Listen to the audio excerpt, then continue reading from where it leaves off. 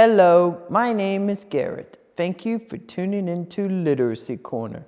Today I'll be reading the Raggedy Ann story where she meets some strange dolls. Hope you enjoy!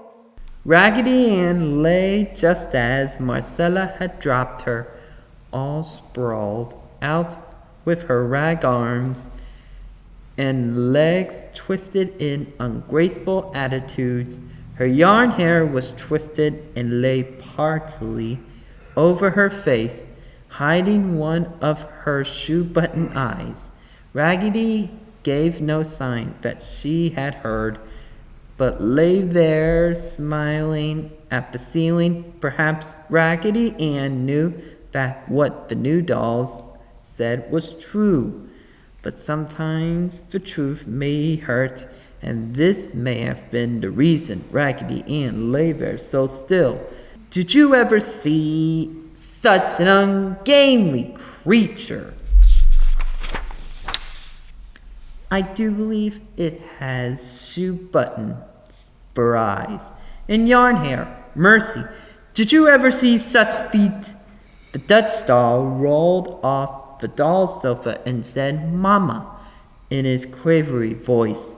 He was so surprised at hearing anyone speak so of beloved Raggedy. Dear Raggedy Ann, she of the candy heart whom all the dolls loved.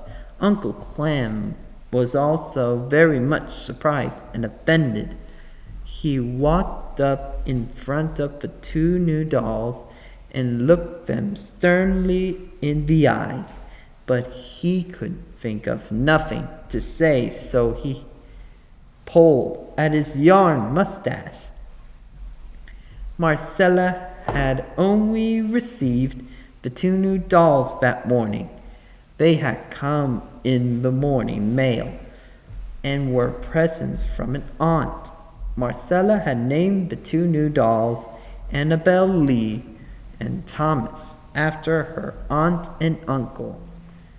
Annabelle Lee and Thomas were beautiful dolls and must have cost heaps and heaps of shiny pennies, for both were handsomely dressed and had real hair. Annabelle's hair was a lovely shade of auburn, and Thomas was golden yellow. Annabelle was dressed in soft, lace-covered silk upon her head, and she wore a beautiful hat with long silk ribbons tied in a neat bow knot beneath her dimpled chin. Thomas was dressed in an Oliver Twist suit of dark velvet with a lace collar. Both he and Annabelle wore lovely black slippers and short stockings. They were sitting upon two of the little red doll chairs where Marcella had placed them and where they could see the other dolls. When Uncle Clem walked in front of them and pulled his mustache, they laughed outright. Tee hee hee, they snickered. He has holes in his knees. Quite true. Uncle Clem was made of worsted, and the moss had eaten his knees and part of his kilt tie. He had a kilt tie, you see, for Uncle Clem was a Scotch doll. Uncle Clem shook, but he felt so hurt he could think of nothing to say. He walked and sat down beside Raggedy Ann and brushed her yarn hair away from her shoe-button eye. The tin soldier went over and sat beside them.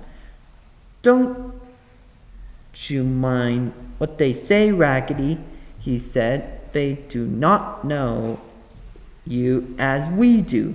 "We don't care to know her," said Annabelle Lee as she primped her dress. She looked like a scarecrow, and the soldier must have been made with a can opener, laughed Thomas. You should be ashamed of yourselves, said the French dolly, as she stood before Annabel and Thomas. You will make all of us sorry that you have joined our family if you continue to poke fun at us and look down upon us. We are all happy here together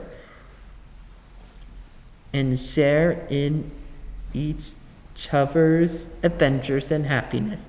Now the night Marcella did not undress the two new dolls, for she had no nighties for them. So she let them sit up in the two little red doll chairs so they would not muss their clothes. I will make nighties for you tomorrow, she said as she kissed them good night. Then she went over and gave Raggedy Ann a good night hug. Take good care of my children, Raggedy, she said as she went out. Annabel and Thomas whispered together, perhaps we have been too hasty in our judgment, said Annabel Lee. This Raggedy Ann seems to be a favorite with the mistress and with all the dolls. There must be a reason, replied Thomas. I am beginning to feel sorry that we spoke of her looks. One really cannot help one's looks after all. Now Annabel Lee and Thomas were very tired after the long journey, and soon they fell asleep and forgot all about the other dolls. When they were sound asleep, Raggedy Ann slipped quietly from her bed and awakened the Tin Soldier and Uncle Clem, and the three tiptoed to the beautiful new dolls.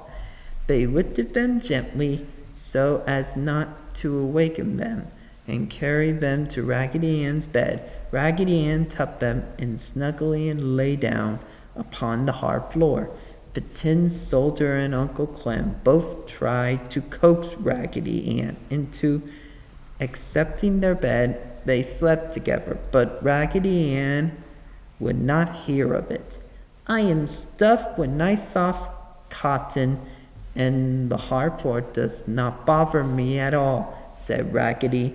At daybreak the next morning, Annabel and Thomas awakened to find themselves in Raggedy Ann's bed, and as they raised and looked at each other, each knew how ashamed the other felt, for they knew Raggedy Ann had generously given them her bed.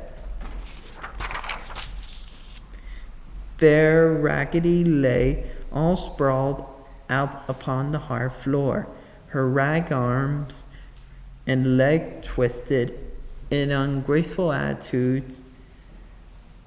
How good and honest she looks, said Annabel.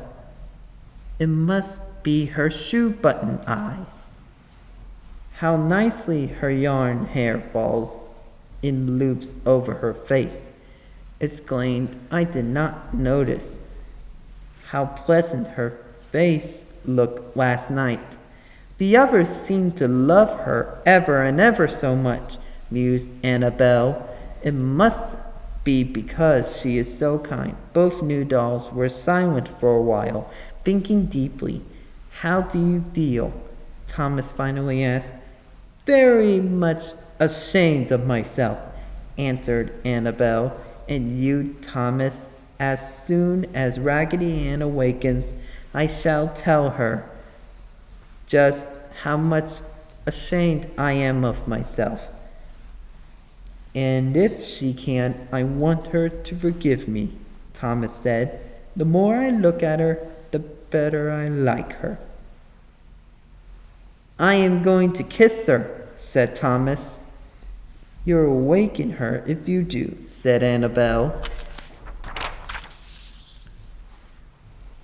But Thomas climbed out of bed and kissed Raggedy Ann on her painted cheek. and smoothed her yarn hair from her rag forehead. And Annabel Lee climbed out of bed too and kissed Raggedy Ann. Then Thomas and Annabel Lee gently carried Raggedy Ann and put her in her own bed and tenderly tucked her in.